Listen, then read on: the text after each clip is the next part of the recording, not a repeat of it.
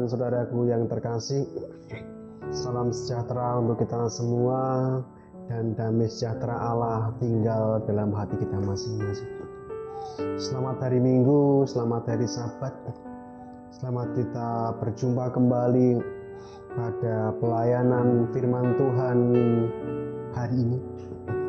Kiranya sabda Tuhan, pesan-pesan surgawi kembali diperdengarkan dan kembali kita dengarkan sebagai kekuatan iman kita di dalam kita menghadapi kehidupan kita.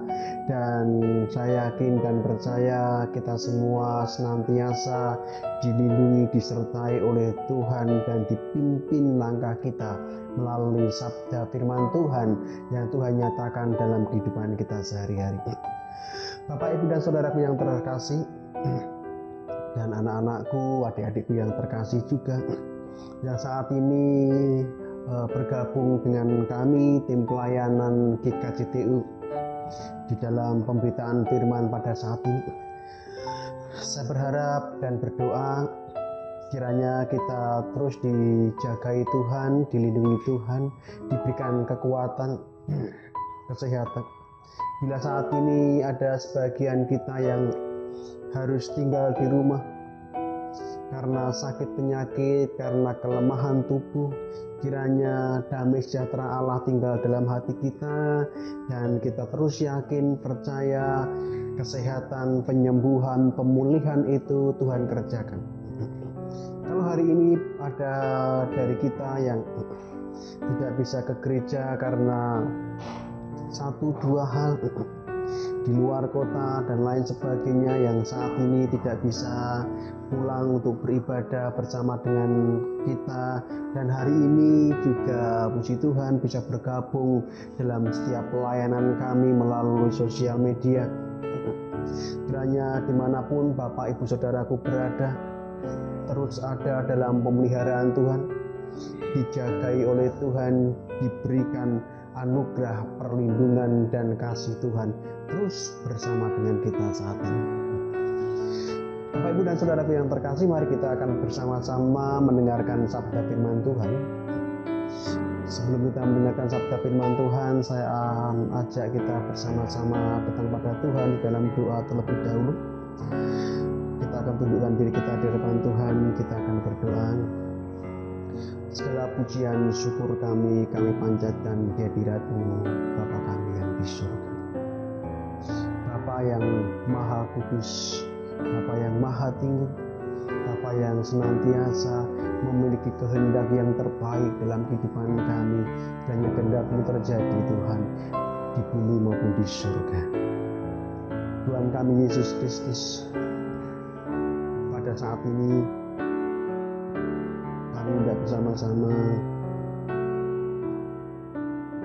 mendengarkan sabda firman-Mu, mendengarkan pesan-pesan dari-Mu Tuhan untuk kehidupan kami, supaya kehidupan kami semakin hari semakin dikuatkan, semakin hari semakin diteguhkan, dan semakin hari kami yakin dan kami percaya lawatan Tuhan terjadi dalam kehidupan kami.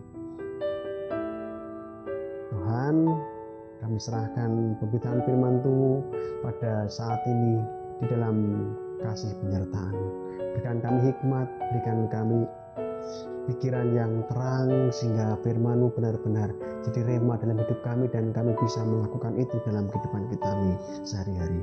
Dalam nama Tuhan kami Yesus Kristus kami berdoa dan mengucap syukur. Amin. Bapak, Ibu, saudaraku yang terkasih, saya ajak kita membaca firman Tuhan. Mazmur 17 ayat 6, 7, 8, dan 9. Pesan firman Tuhan apa yang kita dapatkan dari kesaksian Raja Daud ini untuk kita? Kiranya yang menjadi kekuatan bagi kita semua. Mazmur 17 ayat 6 sampai ayat yang ke-9. Aku berseru kepadamu karena Engkau menjawab aku, ya Allah. Sendingkanlah telingamu kepadaku, dengarkanlah perkataanku. Tunjukkanlah kasih setiamu yang ajaib, ya Engkau yang menyelamatkan orang-orang yang berlindung pada tangan kananmu terhadap pemberontakan. Pelihara aku seperti biji mata, sembunyikan aku dalam naungan sayapmu terhadap orang-orang fasik yang menggagai aku, terhadap musuh nyawaku yang mengepung aku. Demikian sabda firman Tuhan.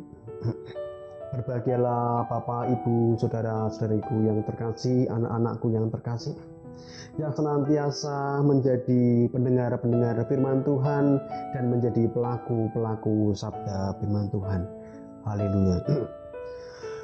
Bapak, Ibu, dan saudaraku yang terkasih, kita akan membuka hati, pikiran kita, apa yang hendak Tuhan benar-benar pesankan kepada kita, pesan-pesan surgawi apa yang hendak Tuhan nyatakan untuk kita di dalam kita akan menjalankan kehidupan kita yang didasarkan bukan karena kekuatan kita, bukan hanya karena hikmat manusia, tetapi kiranya sabda firman Tuhan yang sudah kita baca dan kita akan geluti bersama-sama ini jadi petunjuk arah dan kekuatan kita di tengah-tengah pergumulan kita masing-masing. Bapak, Ibu, saudaraku yang terkasih, ada satu pertanyaan yang akan menjadi dasar kita menggeluti firman Tuhan. Mengapa seorang kuat dan sabar dalam menghadapi kehidupan?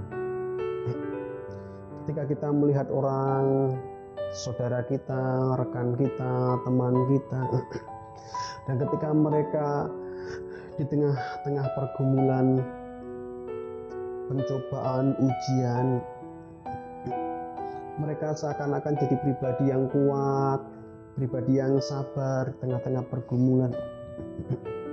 Dan ketika kita juga melihat diri kita dan bertanya, ketika kita sedang menghadapi pergumulan hidup seperti Daud, mengapa orang-orang Kristen diharapkan menjadi pribadi yang kuat, pribadi yang sabar, pribadi yang teguh dalam menghadapi setiap pergumulan hidup kita masing-masing?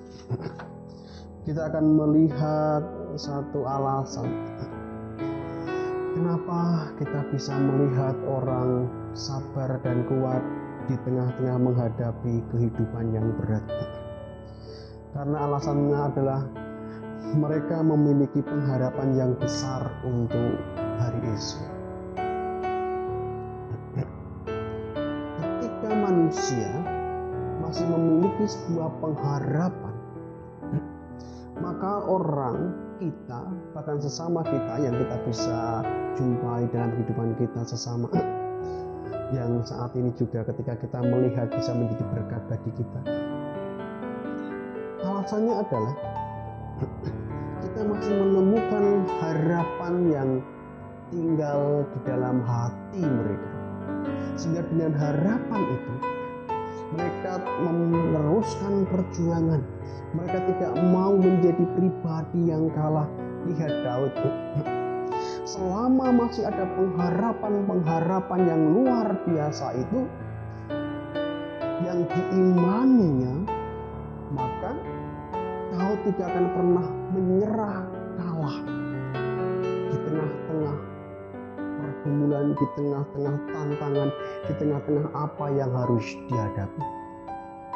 Bapak, Ibu, saudaraku, bagi orang Kristen, pengharapan itu menjadi kekuatan kita, kekuatan hati kita untuk terus kita bersyukur, untuk terus kita mengalami damai, untuk terus kita mengalami sukacita.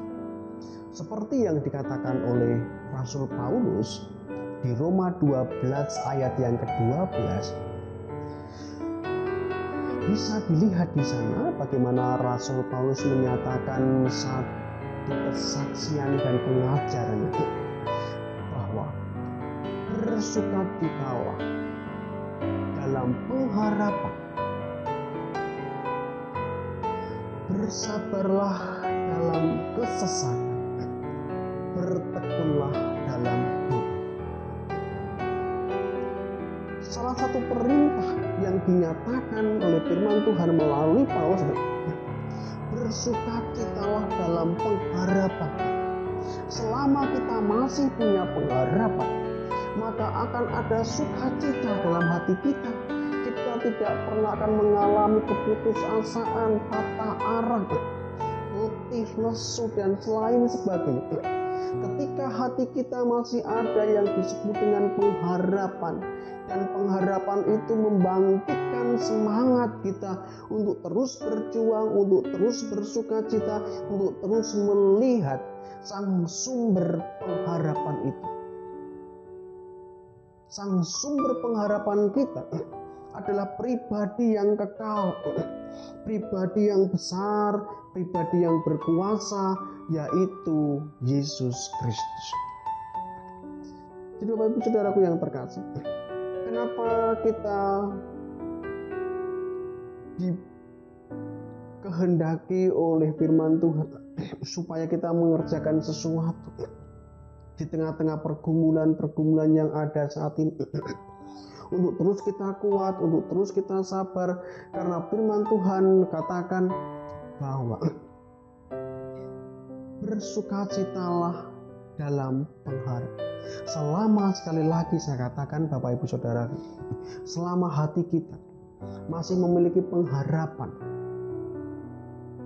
selama hati kita masih melihat secara mata iman ada pribadi yang menjadi sang sumber pengharapan kita, maka kita sepatutnya terus bersukacita. Inilah yang senantiasa dikatakan oleh Amsal. Amsal juga katakan dalam Amsal 23 ayat 18, di sana katakan, masa depan sungguh ada dan pengharapanmu tidak akan hilang. Ini diyakini oleh Amsal Salomo bahwa masa depan orang-orang percaya, orang-orang yang menaruh pengharapannya kepada Sang Juru Selamat Tuhan, tidak akan pernah hilang pengharapannya, dan masa depan senantiasa akan ada. Maka Bapak Ibu Saudaraku yang terkasih, dari apa yang sudah saya kutip dari Alkitab yang sudah saya bacakan untuk Bapak Ibu Saudaraku yang terkasih, selama kita masih punya pengharapan, kita akan terus kuat dan sabar dalam menghadapi segala penghalang, tantangan, pergumulan, dan lain sebagainya. Lalu pada saat ini Bapak Ibu Saudaraku, kita belajar apa tentang pengharapan kita?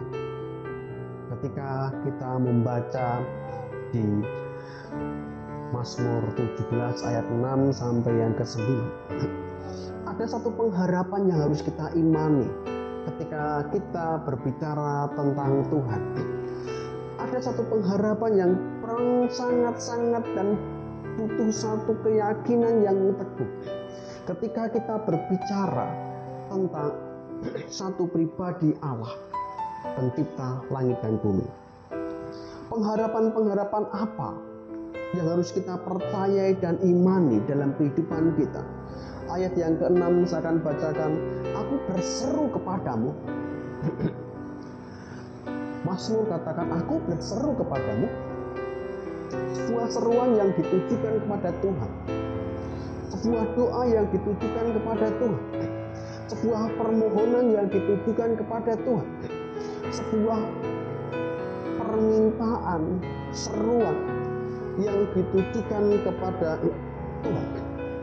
Dan ketika kau berseru kepada Tuhan, memohon sesuatu kepada Tuhan, meminta sesuatu kepada Tuhan, berdoa kepada Tuhan, maka di dalam permohonan-permohonannya, di dalam doa-doanya, ia meyakini Ia senantiasa meyakini dengan begitu yakin dan berharap dengan sebuah pengharapan yang benar-benar tulus dan sungguh-sungguh berharap bahwa ketika ia berdoa kepada Tuhan, ketika ia berseru kepada Tuhan, maka yakin Tuhan menjawab seruan doa kita. Ini sebuah hal yang penting untuk dimasukkan di dalam hati kita, di dalam pikiran kita, menjadi satu bagian yang tidak boleh terpisah dalam kehidupan kita. Bahwa kita punya sebuah pengharapan, kita punya pribadi yang menjadi sang sumber pengharapan kita. Pribadi yang menjadi sumber pengharapan kita itu adalah pribadi Tuhan Yesus Kristus yang senantiasa mendengar seruan doa-doa kita.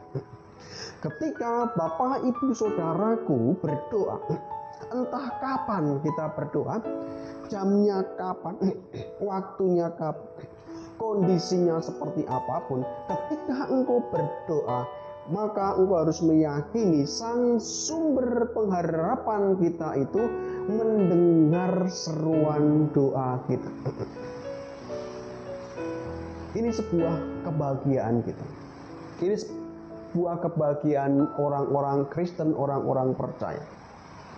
Ketika orang percaya menundukkan hatinya, menundukkan dirinya, dan dalam hatinya dan mulutnya mengucapkan seruan-seruan doa, di sana hati dan iman kita juga harus terangkat dengan sebuah keyakinan apapun yang kita ucapkan,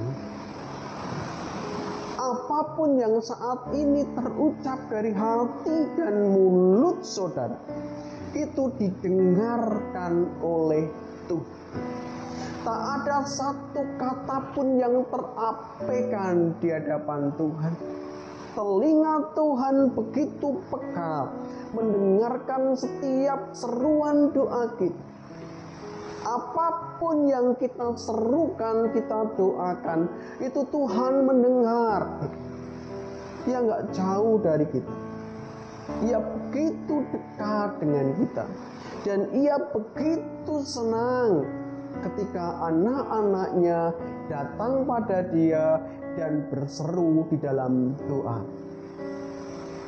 Kesaksian Daud, kesaksian kita semua harus mengatakan demikian.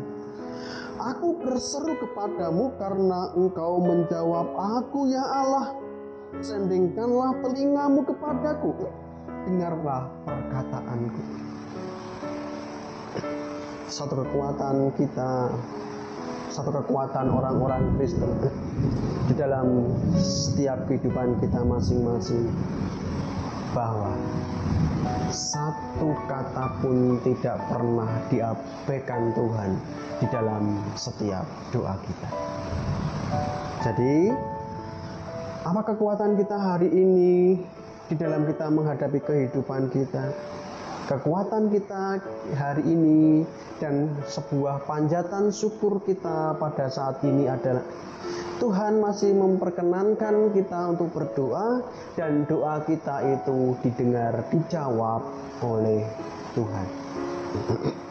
Karena itu bersukacitalah. Jangan lihat masalahmu hari ini apa, tetapi lihatlah bahwa semua masalah yang kita hadapi hari ini sudah kita bawa dalam doa atau belum.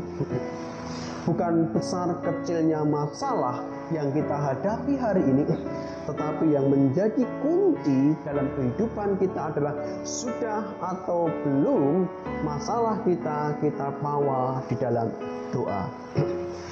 Bersyukurlah kalau saat ini kita sudah membawa setiap pergumulan kita di dalam doa, karena di sanalah kita akan menunggu jawaban-jawaban doa kita dari Tuhan Yesus yang sangat mengasihi kita. Dan yang kedua, kekuatan iman kita yang kedua saat ini adalah tunjukkanlah kasih setiamu yang ajaib, ya Engkau yang menyelamatkan orang-orang yang berlindung pada tangan kananmu terhadap pemberontak. Hal yang kedua yang menjadi kekuatan kita sebagai pribadi Kristiani, sebagai pribadi yang terus taat kepada Tuhan adalah bahwa Tuhan adalah pribadi yang terus melakukan sesuatu yang ajaib dalam hidup kita. Ia melindungi, ia menjagai, ia membentengi orang-orang yang percaya dengan perbuatan-perbuatan yang ajaib. Sekali lagi, tunjukkanlah kasih setiamu yang ajaib, ya Engkau yang menyelamatkan orang yang berlindung pada tangan kananmu terhadap pemberontak. Ini sebuah kesaksian Daud dan pengharapan Daud kepada Tuhan, bahwa kasih setia Tuhan, rahmat Tuhan, kebaikan, kebajikan Tuhan itu sesuatu yang ajaib, sesuatu yang kadang ketika itu dikerjakan dalam kehidupan manusia itu di luar batas dari apa yang bisa kita pikirkan. Tindakan perbuatan Allah yang Tuhan kerjakan dalam kehidupan kita orang-orang percaya itu kadang melalui satu pemikiran hikmat Tuhan yang luar biasa, yang begitu ajaib, bahkan kadang kita tidak mampu menyelami apa yang Tuhan sudah kerjakan dan akan dikerjakan dalam hidup kita. Ketika kita melihat nanti apa yang Tuhan kerjakan dalam hidup kita, kita akan menjadi terheran-heran terhadap apa yang sudah Tuhan kerjakan dalam kehidupan kita hari ini dan esok hari, dalam kehidupan keluarga kita, dalam kehidupan persekutuan gereja kita, dalam kehidupan bangsa dan negara kita. Maka hal yang diharapkan oleh Raja Daud ketika ia ngadong meminta kasih karunia Tuhan yang ajaib itu terjadi dalam kehidupannya, ia memosisikan dirinya sebagai pribadi yang berlindung pada tangan kanan Allah. Tangan Allah yang kuat yang akan melindungi dan menjaga umatnya dari hal-hal yang kadang membuat kita takut, cemas, khawatir, dan lain sebagainya. Kalau Daud berharap kepada Tuhan dan ia meyakini ada kasih karunia Tuhan, ada kebaikan Tuhan yang ajaib yang melebihi dari kemampuan Daud sendiri berpikir dan melihat kenyataan Tuhan berkarya. Ia meletakkan dirinya, Tuhan, jagai aku. Aku berlindung di tangan kananmu dari pemberontakan, dari orang-orang yang hendak mengambil nyawaku, hendak mengancam aku dan membinasakan aku. Tetapi ketika Daud meyakini ia ada dalam perlindungan Tuhan, di bawah tangan Tuhan yang kuat, maka ia aman, ia selamat, ia dijagai. Siapa yang mampu mengalahkan Allah? Tidak ada. Karena itu Daud tahu kepada siapa ia berlindung, kemana ia mencari pertolongan. Kalau itu saudaraku, ingat kata-kata Daud di Mazmur 121. Dari manakah datang pertolonganku?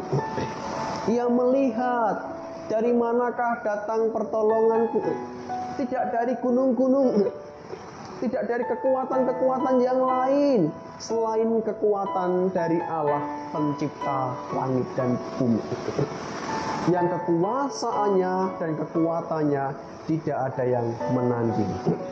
Allah yang lebih tinggi daripada semuanya, Allah yang lebih berkuasa daripada semuanya, Allah yang besar, lebih besar daripada semuanya. Dan kepada Allah itulah kita hari ini sedang berlindung dan mencari keselamatan. Bapak, Ibu, Saudaraku yang terkasih, itulah kekuatan orang Kristen yang harus ditanamkan dalam hati dan pikiran. Hari ini aku harus kuat menghadapi tantangan-tantangan kehidupan, apapun tantangan itu, karena aku berlindung di tangan kanan Allah yang kuat, yang senantiasa mengerjakan, bertindak dengan sesuatu yang ajaib. Kasih setianya ajaib, kebaikannya ajaib, hikmat dan rencananya juga ajaib. Ini kekuatan orang Kristen yang kedua. Yang pertama, saya katakan tadi, kekuatan orang Kristen. Apa Bapak Ibu Saudaraku? Kita punya sang sumber pengharapan yang bersedia mendengar doa kita dan menjawab seruan doa kita. Yang kedua, kita punya sang sumber pengharapan, kita punya Yesus Kristus yang kasih setianya begitu ajaib dan tangan kanan yang begitu kuat untuk melindungi, untuk menyelamatkan setiap orang yang berlindung kepadanya, dan ia nggak akan pernah kecewakan orang-orang yang benar-benar tulus mau berlindung kepada Tuhan. Dan yang ketiga, Bapak Ibu Saudaraku yang terkasih, apa yang disampaikan oleh firman Tuhan yang ketiga, ayat 8. Peliharalah aku seperti biji mata, sembunyikanlah aku dalam naungan sayapmu terhadap orang-orang fasik yang menggagahi aku, terhadap musuh nyawaku yang mengepung aku. Bapak Ibu Saudaraku yang terkasih dan yang senantiasa dikasih Tuhan, kekuatan hidup kita yang ketiga yang penting untuk kita jadikan pegangan dalam hidup kita. Apa itu? Yakinlah dengan seyakin-yakinnya bahwa hidup kita itu di dalam pemeliharaan Tuhan. Kita itu dijagai Tuhan. Kita bukan hanya dilindungi Tuhan, tetapi kau katakan Tuhan dalam doanya, di dalam pengharapannya, kita fokus pada sang sumber pengharapan, dan kita meminta kepada sang sumber pengharapan itu, yaitu Yesus Kristus, bahwa Tuhan, peliharalah aku seperti biji mata. Peliharalah aku. Ini sebuah permohonan yang luar biasa. Ini sebuah permohonan yang saat ini bisa kita juga panjatkan kepada Tuhan saat ini. Di tengah-tengah pergumulan kita, di tengah-tengah masalah yang kita hadapi. Tuhan, peliharalah aku seperti biji mata. Naungi aku di bawah sayapmu yang kuat, yang tidak ada satupun yang bisa mengancam aku. Bapak Ibu Saudaraku, berbahagialah kita yang meyakini bahwa hidup kita ada dalam pemeliharaan Tuhan. Karena dengan demikian kita tahu kita memiliki kekuatan, semangat untuk kita terus bersabar, kuat dalam menghadapi tantangan-tantangan kehidupan kita. Diberkatilah kita semua supaya kita terus fokus pada sang sumber pengharapan yang melakukan tiga hal ini dalam kehidupan kita. Yesus adalah pribadi yang terus mendengar doa kita dan menjawab seruan doa kita. Berbahagialah untuk hal itu. Kedua, Yesus Kristus adalah pribadi yang kasih karunia-Nya, kasih setianya, kebaikan, perbuatannya, tindakannya itu ajaib dalam kehidupan kita. dan kita aman dalam perlindungan tangan Tuhan yang kuat. Ketiga, kita patut bersyukur memiliki Allah yang luar biasa, memiliki Tuhan seperti Yesus Kristus yang senantiasa berkenan untuk memelihara hidup kita. Dari segala sesuatu hal kita dipelihara oleh Tuhan. Peliharaan Tuhan itu nyata pada kita saat ini. Amin. Diberkatilah kita semua yang senantiasa mendengarkan sabda firman Tuhan. Kiranya sabda firman Tuhan yang disampaikan pada saat ini benar-benar menguatkan kita, memberkati kita dimanapun kita berada dan dalam kondisi apapun saat ini. Berkat Tuhan selalu ada untuk kita dan kita akan berdoa. Tuhan, kami mengucap syukur kalau Engkau sudah memberkati kami melalui firman-Mu, sehingga firman-Mu benar-benar kami dengar, benar-benar tertanam dalam hati kami dan menjadi rema dalam hidup kami. Tuhan, berkati kami semua. Berkati kami semua Tuhan. Kiranya berkat surgawi dari Allah Bapa, Putra dan Roh Kudus terus menjagai Engkau, melindungi Engkau dan menyertai Engkau dari sekarang sampai selama-lamanya. Amin. Tuhan Yesus memberkati kita semua.